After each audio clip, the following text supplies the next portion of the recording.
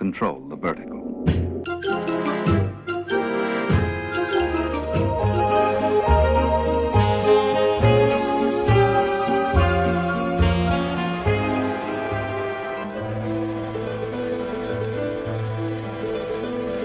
Welcome to Anthologic, the TV anthology podcast.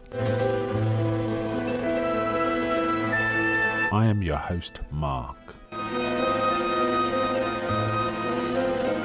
Anthologic is a podcast dedicated to exploring the good, the bad, and the odd of horror, science fiction, and the best of mystery suspense anthology shows and series on TV.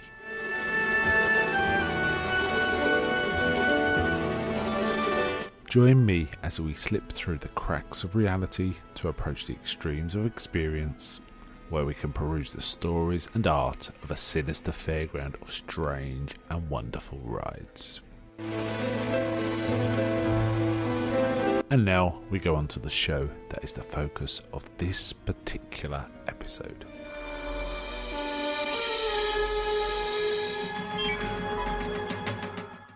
Welcome to this episode of Anthologic with your host Mark. Today I'm covering a series from the 1980s. It was a children's anthology series called Dramarama. Now, this has been on my radar and I was going to get to it, but it was actually prompted by a discussion on a Facebook group for United Nations of Horror. Kevin Matthews mentioned it as being something that you find on YouTube, and he kind of fancied visiting it again, and I actually said, and he actually named me because he knows my interest in anthology TV, and I said, yeah, okay, I'm going to pick that up, so that it's Kevin's to blame for this one. Okay, so Dramarama was a TV series that was first broadcast on ITV between 1983 and 1989. They were one-off dramas, mostly supernatural, slight horror, science fiction, sometimes satirical, sometimes even straight dramas, I believe. And there were 7 series in all. Now, the first series was actually given the name Dramarama... 8 series in all, my mistake. The first series was called Dramarama Spooky. And after that, it was Series 1, Series 2, Series 3, blah, blah, blah, blah. One per year. But Spooky was the first one. Spooky consisted of 7 shows. Some interesting stuff like ghost ones. There's one that claims to be an exorcism, but it's more of a split personality one show, and so on and so on. But it was a more sort of horrific horror sort of bent. Now, ITV was known for producing quite interesting sort of child-based horror. Or, suspense, particularly a series called The Children of the Stones, for example. And interestingly, the one we're going to be talking about today did evoke for me another TV series on ITV that was kind of sinister and weird, but wasn't particularly for children, called Sapphire and Steel. It had a kind of similar vibe. It was first created by Anne Home, who was the head of Children and Youth Programme in a new TV channel called Television South that catered for the south and southeast of England. And I tried to remember this, and I've read some of the synopses. Some of them kind of ring a bell, but I don't think I ever actually watched this when it was on. I would have been sort of 17, 18 when this was broadcast, so it's probably, it was a bit too young for me. It's probably the reason why, but it kind of does ring a bell. And in fact, it's weird because the opening credits are very sort of chipper and upbeat and don't belie the material. Now, often with anthology series of this type, they're often kind of spooky music and, moody shots of houses or within houses or outside houses and stuff like that. But there's none of this on the intro for this particular season. And a lot of episodes from Dramarama are indeed available on YouTube, and the one I'm discussing tonight certainly is on YouTube. The one I'm discussing tonight is called War Games with Caroline. It's a slightly odd title, I will say, but it's an interesting one. This one, it's very simple. There's only a few sets. It's a classroom set. They probably borrowed it from another school series, and you don't really see it outside of that. And it's only, I think, 4 actors that carry this. There is. It starts with a teacher being quite cross with a pupil, a young lad bringing him in. So you seem to be obsessed with war games rather than getting on, and war rather than getting on with your work. And he asks him to write an essay, and we see it's just them in this classroom, fairly deserted. It's kind of a dark, dingy place. Like most of the lights are off. And he says, I want you to write an essay, and he gives him a subject, and he says, you've got 10 or 15 minutes. And he's showing an older teacher around the school. So Mrs. Rawley has been shown around. The teacher is Mr. Lilly. The lad is called Kevin. Those are 3 of the 4 principals in this. There are some, there are some other actors in this too, which I'll come on to. Now, there's some kind of moody sort of words between the 2 teachers. There's Mrs. Rawley is retired, but she's been shown around the school as like a guest of honour or something. And he says, she goes, this place has many memories. And the teacher's like, happy memories, I hope. And he goes, when you get to as old as I am, not all memories are happy, is what she says. Meanwhile, Wayne's doing his... Wayne Norman is the actor playing Kevin. Kevin is doing his notes. Suddenly, he hears something. Now, before you get to that, there's lots of moody shots of between the chair legs and weird angles and we see Kevin from behind, as if he's being watched. That's the general vibe of this, and it's kind of got an eerie air. It's very quiet and still. All there is rainfall. You can hear rainfall outside. And then suddenly a girl comes into the back of the classroom, and she's in silhouette at first, so we can't quite see her, and she's talking away. Quickly, there's like a dissonance between the conversation. They're at odds. And she claims it's 1944, and he says, no, it's 1982. But they both agree it is the 14th of October. And she explains, she starts telling him about the war, and he says, well, the war, and she says, first he says, I know all about wars, the Boer War, the Japanese-Russian War, the First World War, and she said, and the second World War's been and gone, he says to her, and she said it went from 1939 to 1945, and she says, but it's 1944, it's still on. And she says she remembers it starting when she was 10, and now she's 15. And she tells him about how she hears for the doodlebugs. He doesn't know what a doodlebug is, so she explains. She said it's a flying bomb that kind of hums, and you listen out, and if it stops humming, it means it's about to drop. So you always listen out for the doodlebugs.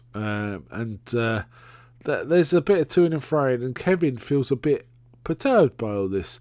Meanwhile, the older teacher, Mrs. Rawley and Mr. Lilly, are looking around the school, and she mentions she's quite cold, and he says, why don't you get in the staff room? I'll go back and get your cape. She's come in a cape, which has been hung up in the classroom where he was seen to Kevin.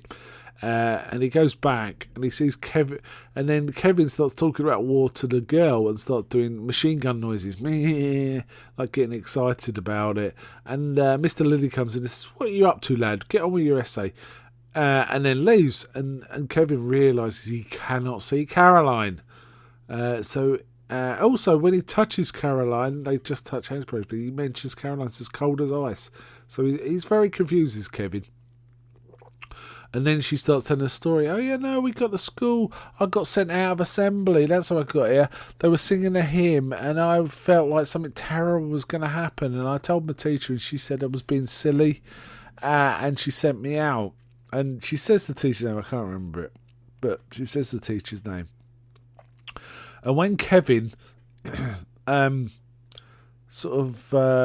says, I don't really, he's not sure what to make of all this. And she says, no, they need to be quiet so we can hear the bombs, is how it finally sort of precipitates. Kevin somehow goes into the corridor, and when he goes back, there's a schoolgirl singing a hymn, "To Be a Pilgrim." And also Caroline said, "You've got to tell them to be quiet." And he tells them all, "You've got to be quiet, you've got to be quiet." But he recognises this younger teacher, who's playing the piano. It's Mrs. Rawley, but a much younger version. And in from that date, she was Miss something, not Mrs. Rawley.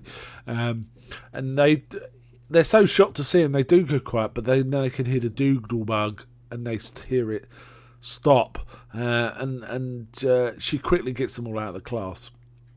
And then when Kevin goes back, we kind of... he tells Caroline what's happened, and she said, "Oh, maybe you got them out. You saved them." And then eventually Caroline goes, and then Kevin then encounters Mrs. Rawley and said, "It's you, isn't it?" And it's you. She goes, "Yes, I remember." And she tells him that him bursting in and getting them all out did save most of the children. But Caroline, who was in a separate place from everyone else, was the one fatality of the bomb. So basically Caroline's a ghost, but there to sort of try and sort of save all these other people. So it's an interesting idea, written by Maggie Waddy, well executed, well acted. As I say, there was a few other actors. The other schoolgirls were the other actors singing the hymn, and then Kevin realises he's kind of saved them, but he's got a slightly different view of what war's about now. Now he's kind of got some experience of what happens to people in such things, and he leaves the classroom And actually, there's a few sort of ironic things the teacher says when he gives him the essay. He says, "I hope you've learnt something now about your attitude to war." Just as an aside, and he's sort of saying, "Yeah, I did." And then it ends with a gentle rainfall, and we hear the echoes of the hymn that was being sung. And it just ends. It's a really cool, quite effective opening. Quite a good series. This particular one was particularly good, but I understand from reading about it that it's considered really, really highly this first season. And it's reasonably well acted. It's not great, but then children's TV never is. But it's okay. It's okay. It gets the point across. I quite enjoyed it and I would recommend it. Trying to seek it out on YouTube. As I say, overall, there were... I can't get a count of this. I would say there's probably over 100 episodes in all across the 7 seasons. Quite hard to get hold of. I did try and get hold of this Spooky, and it's going on Amazon at second hand for extortionate amount of money. But I did manage to get like a Dramarama series a while back, which was like cherry picking from all the other seasons. The odd episode here and there, so I think I've got about 7 or 8 episodes in that set. But as I say, there's quite a few more than that. For example, in Spooky there was 7. In series 1 there was 10, 12, 13, 14. It's significant numbers per season. So I think we're probably over 100 at this point. Of them, and in fact, some of them were so successful and popular that they led to spin-off series, which is kind of interesting. Yeah, so interesting show, and it's good to come across these odd anthology ones for children. There's been a few. We've already covered a couple, but there are more. There's probably a few more to come still. Okay, I'm going to wind out there. But before I go, may I ask, is anybody out there?